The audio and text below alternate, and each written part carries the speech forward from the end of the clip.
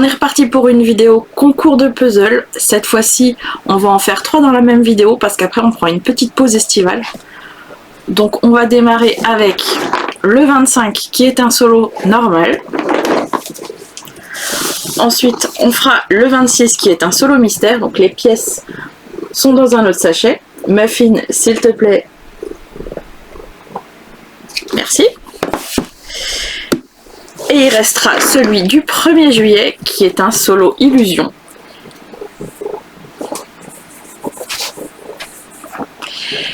Et du coup, l'illustration qui est sur la boîte est légèrement différente de celle qui est sur les pièces.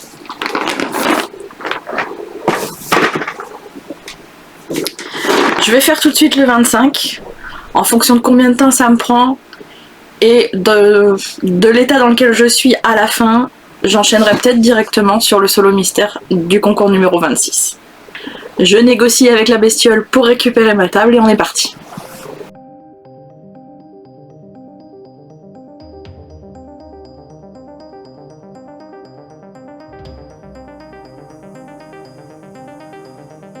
Dès la découverte de l'illustration, j'ai compris que j'allais galérer. Du coup, j'ai décidé de sortir les bords. Parce que c'est le genre de puzzle où je voyais absolument pas comment commencer. Quand je commence à assembler les pièces, on est déjà à plus de 6 minutes. J'ai décidé au final d'assembler tout le bord. Mais je pouvais pas le fermer, tout simplement parce que ma table est trop petite pour avoir toutes les pièces étalées, plus les bords du puzzle assemblés. J'ai décidé de commencer par le bleu foncé, parce que de 1, les pièces étaient faciles à trouver, et de 2, comme c'est le haut du puzzle, j'aime autant faire ça avant de devoir pousser les pièces plus haut. Quand j'ai commencé à galérer sur le bleu foncé, je me suis lancée sur des petites zones de dragon. On avait quelques pièces bleu turquoise et orange. Et une fois que ça a été fait, j'ai pu fermer mes bords. On arrive à 40 minutes et j'ai même pas un tiers du puzzle assemblé. Après ça, il n'y a plus vraiment de stratégie.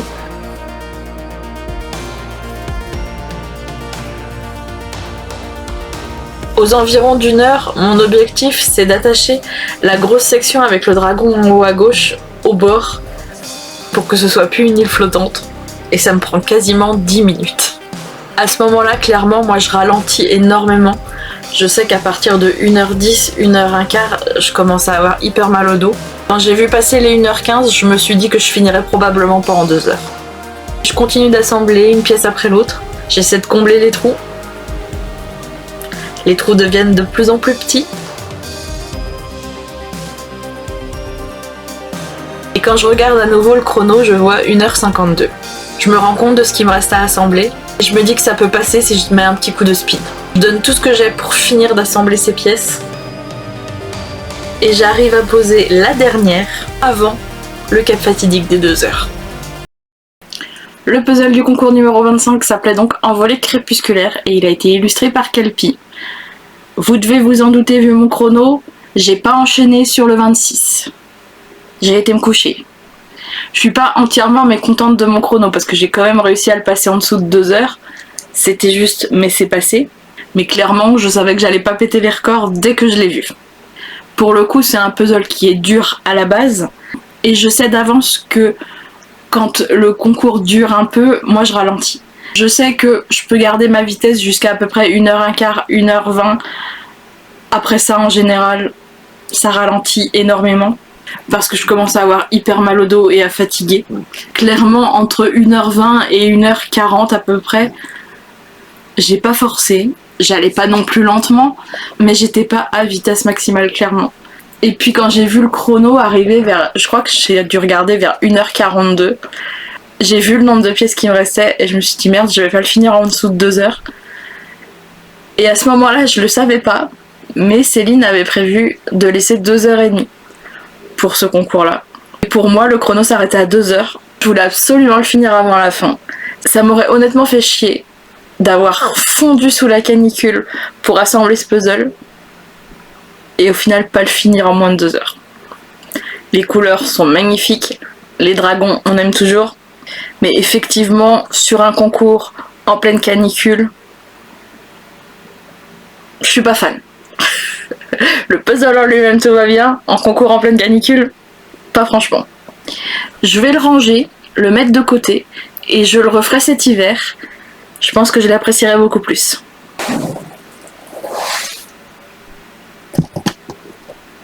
Merci Muffin. J'ai pas fait les photos donc il va falloir que tu bouges ton cul.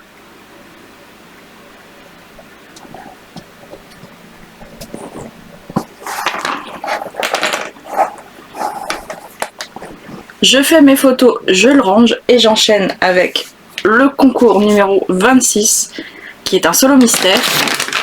Donc les pièces sont à part de la boîte. On ouvrira juste les pièces pour démarrer. C'est parti pour le retournement. Et là ma petite fierté, c'est d'avoir reconnu l'artiste de ce puzzle en moins d'1 minute. C'est Pollen Toxic. Je me rends vite compte qu'il y a un élément gris-blanc quelque part sur le puzzle et qu'il n'y a pas beaucoup de pièces. Donc au fur et à mesure, je mets ces pièces-là de côté. Au début, j'avais l'impression que c'était une grille de mots croisés, mais en fait, c'était une boule disco. Et au moment où j'ai compris que c'était une boule disco, gros bonheur. J'adore les boules disco. J'assemble la combinaison à rayures roses et ensuite les pièces bleu foncé. Je continue avec la chemise à cœur et le pantalon rose. Et ensuite, j'attaque tout ce qui est orange. Au fur et à mesure que j'ai des zones assemblées, je les passe sur ma gauche, puisque j'ai tendance à plus assembler avec la main droite. Après le orange, je passe à ce vert pistache. Et je continue à assembler tous les détails que je peux croiser. Et c'est qu'à plus de 45 minutes d'assemblage que je me rappelle qu'à un moment, il faut assembler toutes les sections entre elles pour en faire un seul puzzle. Moi j'étais focalisée sur mes petits détails, tous les petits trucs marrants que je pouvais voir. Et j'avais complètement oublié. Donc je rectifie ma boulette avant de combler les petits trous.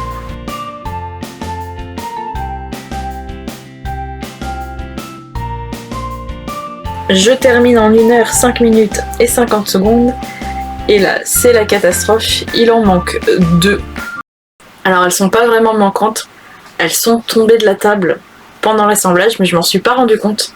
Parce qu'il y avait du monde à la maison, du coup j'ai assemblé le puzzle avec mon casque sur la tête pour avoir la musique. Et du coup je les ai pas entendus tomber par terre.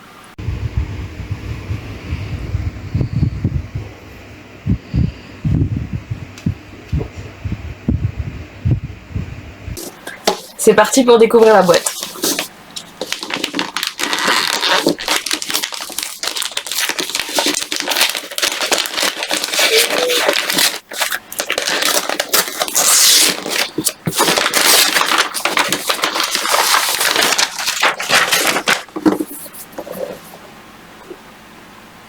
Le puzzle s'appelle donc Summer Festival et c'est bien illustré par Pollen Toxic.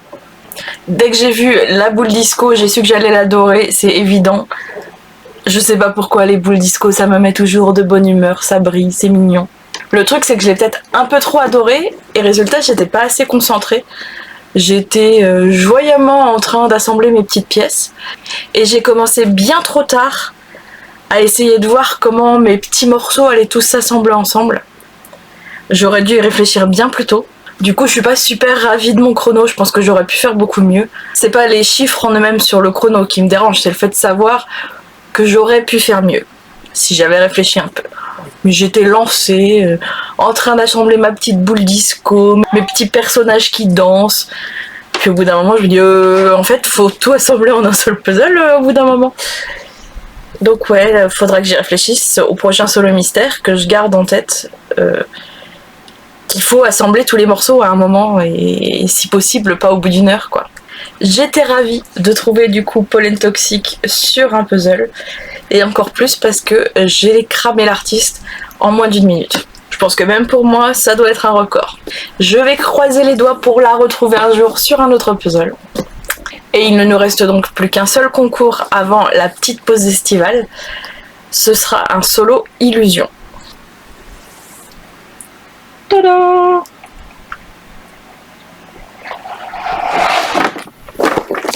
Le petit dernier avant la pause, le numéro 27. C'est donc un solo 500 pièces illusion. Les puzzles illusion, c'est l'illustration sur la boîte qui est légèrement différente de celle sur le puzzle. J'en ai déjà fait un pendant le triathlon, c'était un 300 et quelques pièces. Mais du coup, j'avais jamais fait de 500 pièces illusion. Heureusement, j'ai pu m'entraîner avant sur celui-là. Celui-là, il a été utilisé à Happy Games. Je sais plus quand c'était, mais il y a quelques temps. Je crois que c'était en mars. Donc soit c'est les carrés qui changent de place, soit c'est les couleurs qui changent, soit c'est les pâtisseries qui bougent. Peu importe, il y aura des différences, mais elles sont pas majeures. L'illustration en elle-même va garder la même ambiance. On passe pas d'un truc tout mignon à une scène de crime, quoi.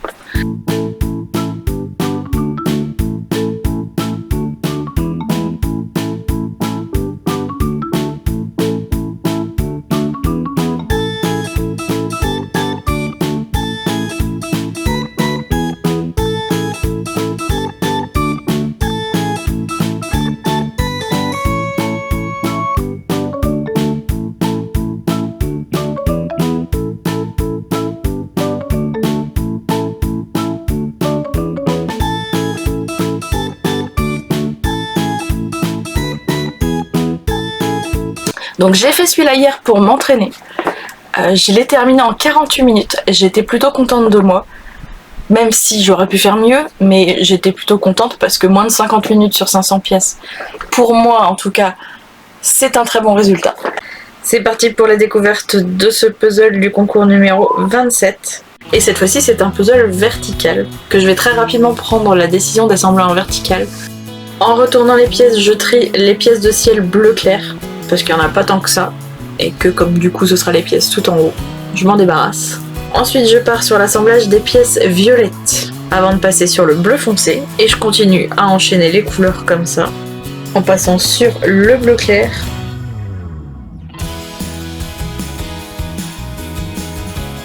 le marron puis le sable.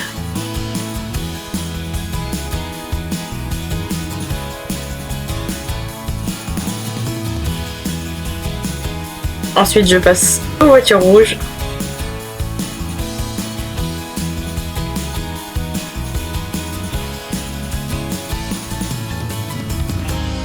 Et je pose la dernière pièce en 59 minutes et 3 secondes.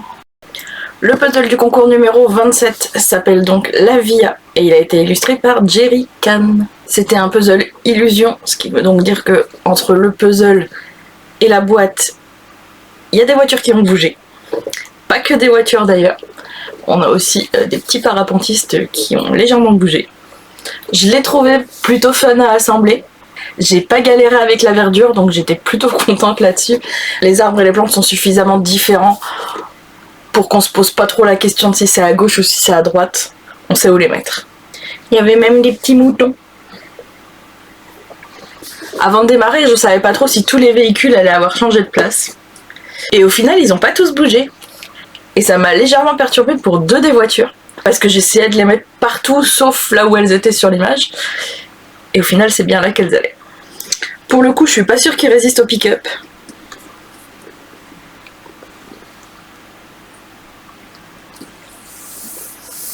Et j'ai pas pris les photos. Je vais faire ça d'abord je pense. Tentative de pick-up, vais-je tout ramasser par terre?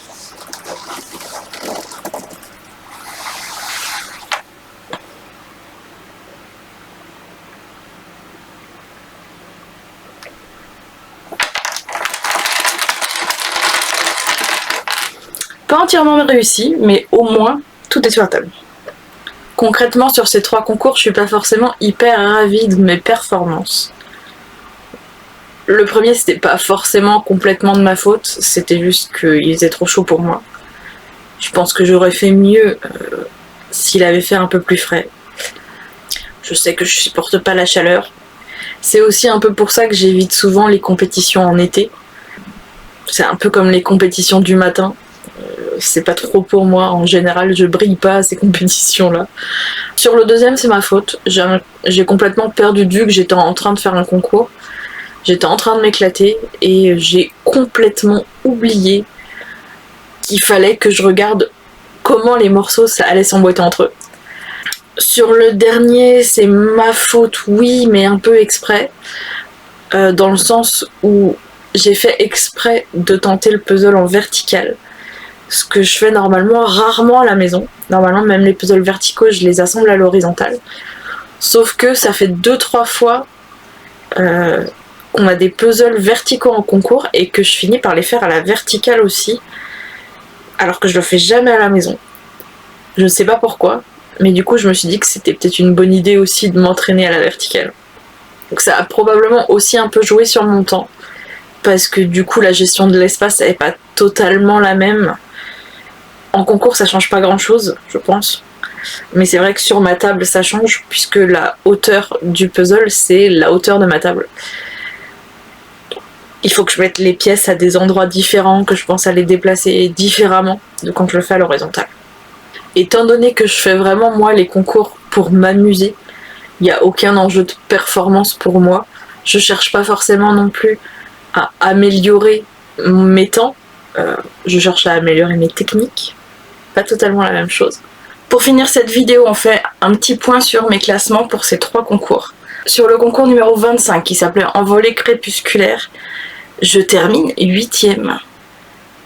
Et je me surprends moi-même parce que je visais un top 20, vu que j'ai fait un temps pourri. Mais au final, il y avait moins de participants que d'habitude, peut-être à cause de la chaleur. Et du coup, j'ai un meilleur classement que d'habitude. Je vais pas m'en plaindre. Sur le concours numéro 26, Summer Festival, je termine 9e. C'est un peu ma place habituelle sur les concours en ligne. Donc ça va. Même si j'étais pas entièrement satisfaite de mon temps, ça va. Et sur le concours numéro 27, avec donc la VIA, je termine à ma 2e place habituelle, la 11e.